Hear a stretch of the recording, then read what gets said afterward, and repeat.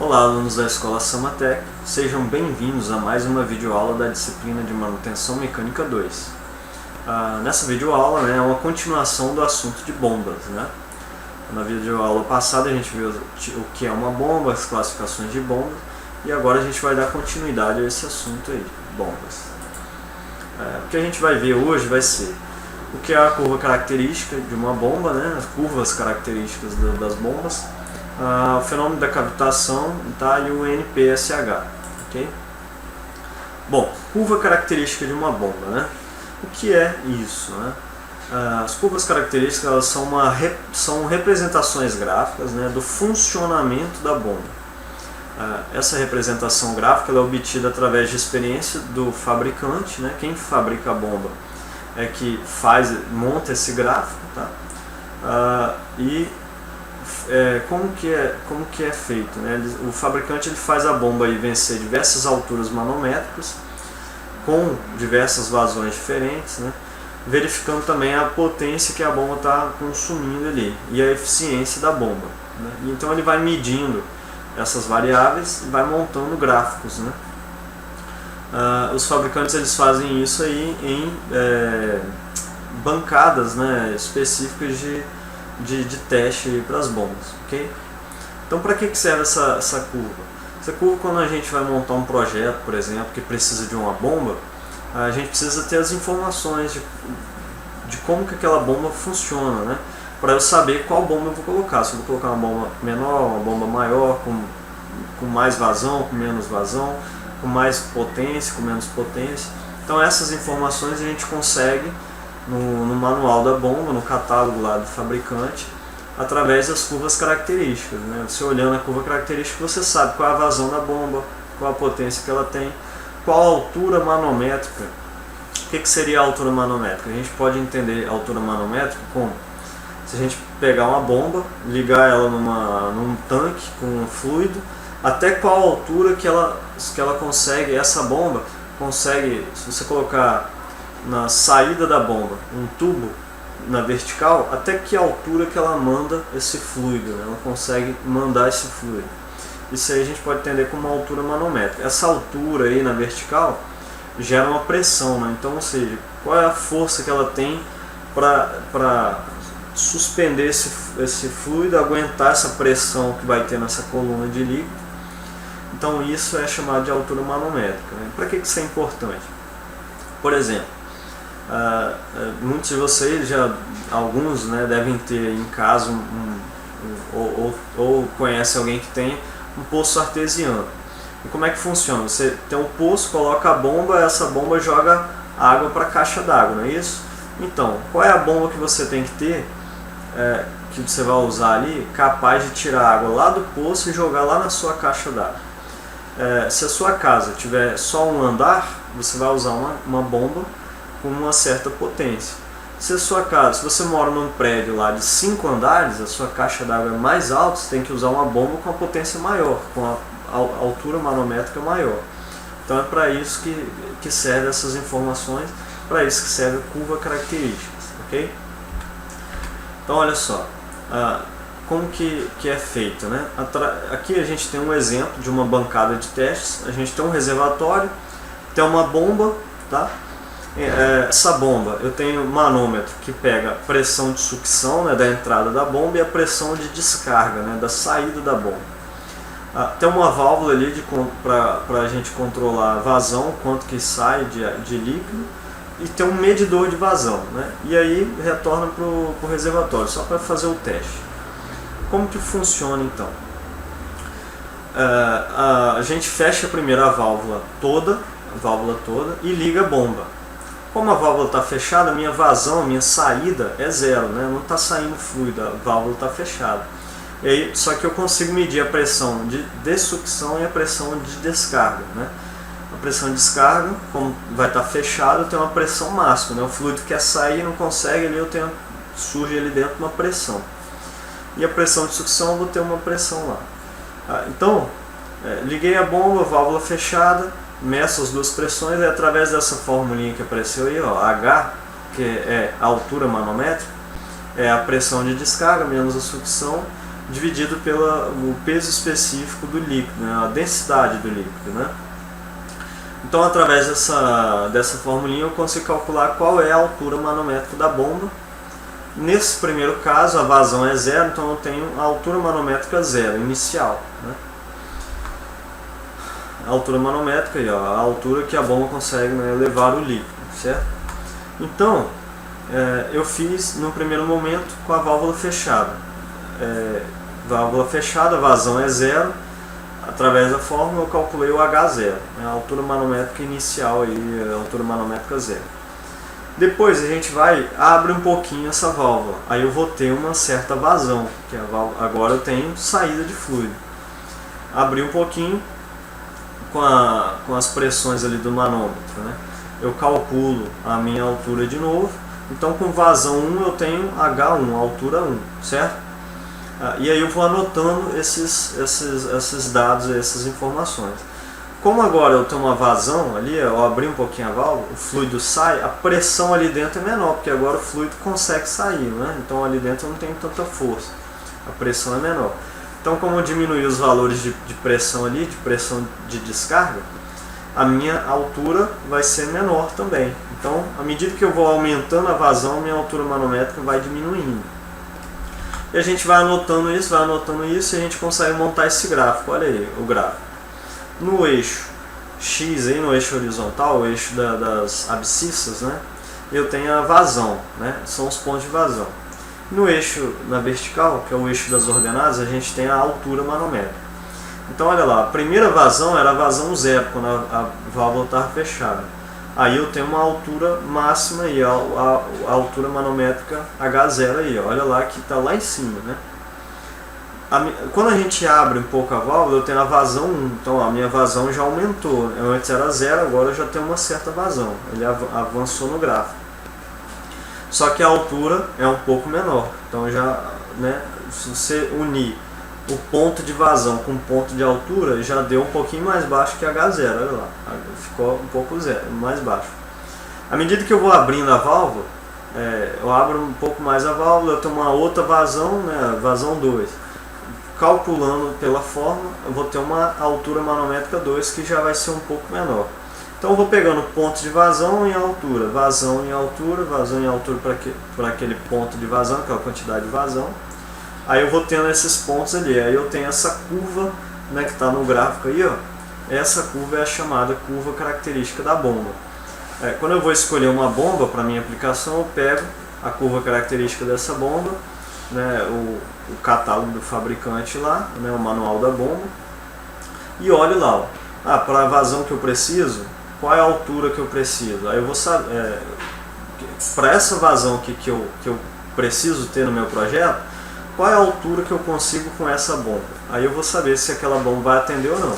Se for uma altura muito alta, eu troco a bomba, pego uma bomba lá que vai ter uma diferença, que com a vazão tal vai dar uma altura manométrica menor. Se for uma altura muito baixa, eu também tenho que trocar a bomba, e assim eu consigo selecionar a bomba que eu preciso para o projeto.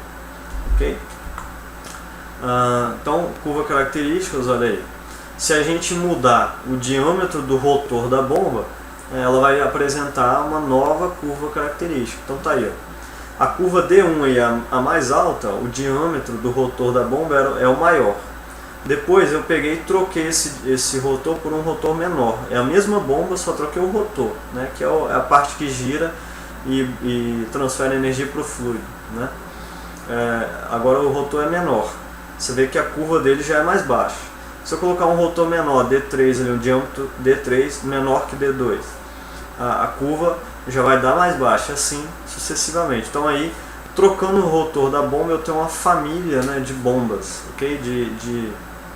A gente fala na família de rotores aí, de diâmetro de rotores, né? Só trocando o rotor. Então tem várias possibilidades de vazão e altura manométrica, ok? Bom, ponto de trabalho, né? Aí, ó, a gente vê nesse gráfico várias curvas, né? Cada uma linha dessa é uma característica da bomba, né? Então eu tenho a curva característica lá de vazão e altura manométrica, tem curva de rendimento de bomba, curva de potência consumida, né? Quanto de energia que consome, né? Então, o ponto de trabalho é o ponto onde todas essas curvas se cruzam, né? Então está ali no gráfico, o ponto de trabalho seria o ponto ideal para trabalhar com aquela máquina, em função da vazão. Olha lá que lá embaixo está um QT, que é a vazão que eu quero naquele instante, né? Então tem um projeto, para esse projeto eu preciso ter uma bomba com uma vazão tal, né, que a gente calcula isso, tá? Então, para essa bomba com essa vazão, qual vai ser o ponto de trabalho? Vai ser esse ponto aí onde todas as linhas se encontram aí, no gráfico, ok? Esse é o ponto ideal para a gente trabalhar, né? Se eu pegar essa bomba e tiver que diminuir a vazão, aí ela vai sair desse ponto, aí eu já não vou estar num ponto de trabalho ótimo, né? Dá para trabalhar com a bomba? Dá, mas às vezes ou ela vai gastar um pouco mais de energia, ou a altura manométrica dela já vai ser um pouco mais baixa, né? Então, no ponto de trabalho eu tenho tudo que seria perfeito, né? A altura manométrica é a ideal, o consumo de energia é o ideal, né? Então esse é o ponto de trabalho aí da bomba, ok? Pressão de vapor. O que é pressão de vapor? Pressão de vapor para uma substância, né, para um líquido, né? Pressão de vapor é uma dada temperatura, é aquela qual eu tenho ao mesmo tempo líquido e vapor. Então, quer dizer, se eu aquecer uma substância líquida, ela vai começar a evaporar, vai começar a transformar em vapor, não é isso? Mas isso acontece a uma certa pressão. Se eu aumentar a pressão, vai ser mais difícil dessa substância evaporar. Então, para ela evaporar, eu tenho que aumentar mais ainda o calor, eu tenho que aumentar mais ainda a temperatura. Por exemplo, a água ferve a 100 graus Celsius, mas quando a gente está ao nível do mar, que a pressão atmosférica é 1 atm. Se a gente for para uma região que a pressão atmosférica é maior, ela vai demorar mais a entrar, se evaporar. Então ela vai evaporar com a temperatura maior. Se a gente estiver numa região onde a pressão é menor, a água vai evaporar com a temperatura mais baixa, né? Então é isso que a pressão ela influencia assim. Quanto mais pressão, mais temperatura eu tenho que ter para fazer aquela substância evaporar. Então a pressão de vapor, né, é quando eu tenho, para a água, por exemplo, a pressão de vapor na pressão atmosférica normal, nível do mar, a pressão de vapor dela é 1 atm ali, né? Quando você chegar a 100 graus Celsius, estando a 1 atm, a água começa a passar para o estado de vapor, mas eu tenho líquido e vapor ainda, certo? Então, nessa temperatura aí, ó, 100 graus Celsius, se eu aumentar a pressão, aí, como é mais difícil para ela passar para o estado de vapor, eu vou ter só líquido, né? Então, a 100 graus Celsius, se eu aumentar a pressão, eu não vou ter vapor ainda, eu vou ter que aquecer mais, né? Foi o que eu falei. Então, a 100 graus Celsius, com uma pressão maior do que 1 atm, eu só tenho líquido. Se eu tiver na pressão de vapor, uma pressão de 1 atm, eu começo a ter vapor, então eu vou ter líquido e vapor, né? E se eu tiver uma pressão mais baixa, né, se eu baixar mais que 1 atm, aí eu começo a ter só vapor, começa a evaporar muito rápido, né? Porque a temperatura de evaporação já é menor, né? Então estando a 100 graus Celsius ela já passa quase que instantaneamente para o estado de vapor, beleza? Então a gente precisava entender o que era pressão de vapor para entender agora o que é o fenômeno da cavitação, né? O que é o fenômeno de cavitação? É uma intensa formação de bolhas de vapor na zona de baixa pressão da bomba, né? E depois que o fluido passa para a zona de alta pressão, é o colapso dessas bolhas, né? Nessa região de alta pressão. Então pensa bem, uma bomba ela tem um rotor. Como que funciona a bomba? Quando você aciona a bomba, o rotor ele provoca uma queda de pressão no interior da bomba. Lembra que eu falei lá na outra videoaula, na primeira videoaula? E a pressão atmosférica joga o fluido para dentro da bomba, né? É assim que as bombas funcionam. Então, antes de passar pelo rotor, eu tenho uma zona de baixa pressão, não é isso? O rotor funcionando, ele gera uma baixa pressão, a pressão atmosférica joga o fluido para dentro da bomba. Então antes do rotor tem uma zona de baixa pressão. Se eu abaixar muita pressão, foi o que a gente acabou de falar anteriormente sobre pressão de vapor. O fluido, a uma certa temperatura, se a gente abaixar muita pressão, se eu abaixar muito, eu posso chegar a um ponto que essa temperatura que eu estou, como a pressão está muito baixa, né, uma pressão baixa, o fluido já começa a passar para o estado de vapor, né?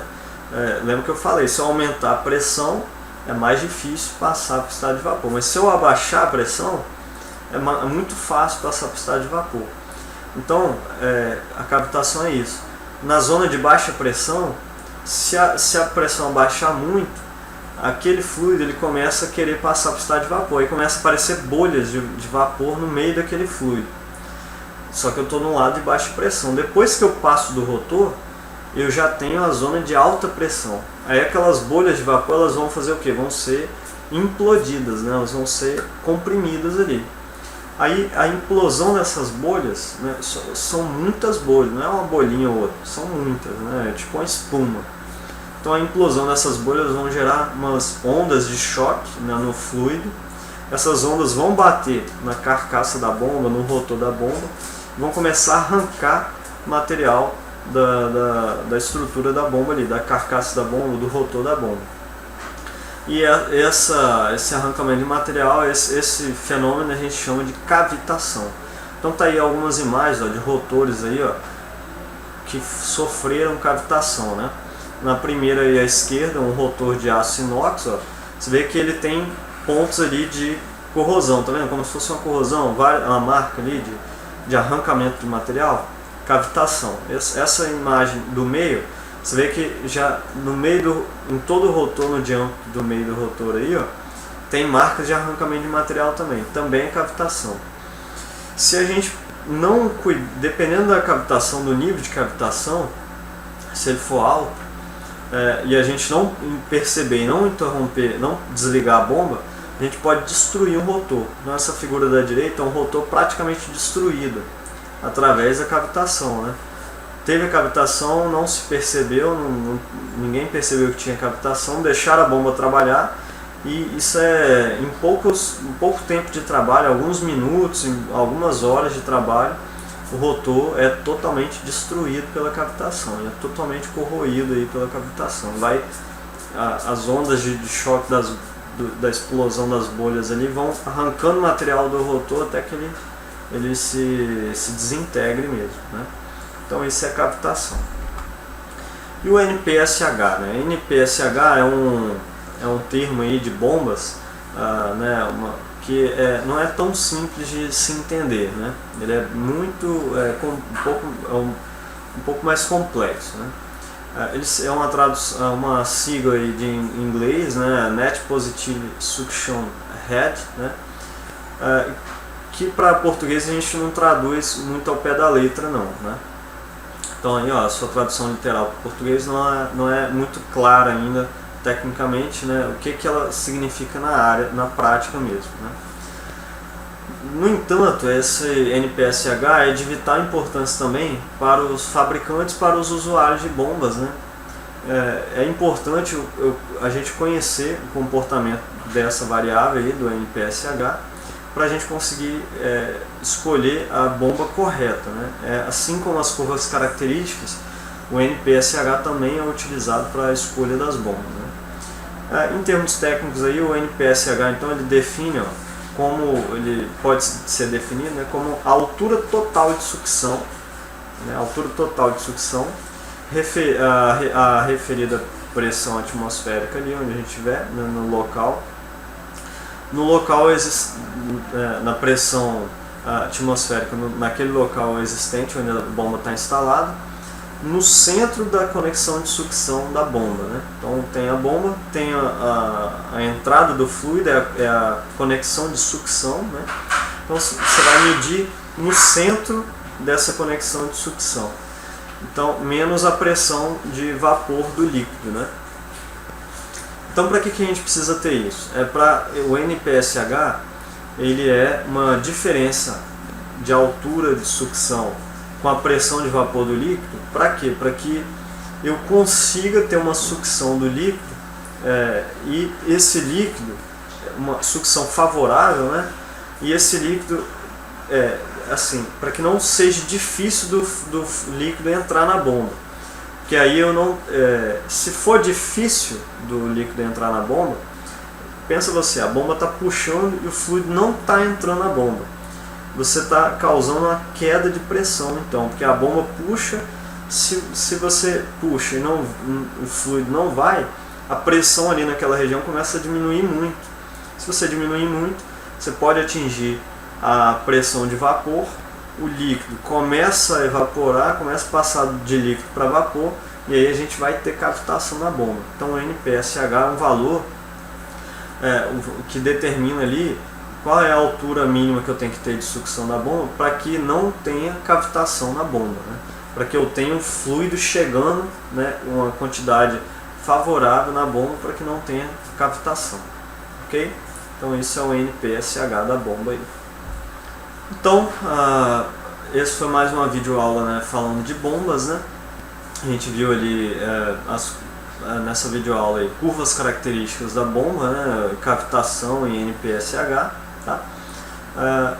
Lembrando a vocês, né, esse assunto está mais detalhado na nossa apostila, né, vocês podem ler lá, né? Também vocês devem procurar informações, né, em outras fontes aí, né, em outros livros, na internet mesmo. E qualquer dúvida vocês podem me procurar lá no ambiente virtual, ok? Um abraço e até a próxima videoaula.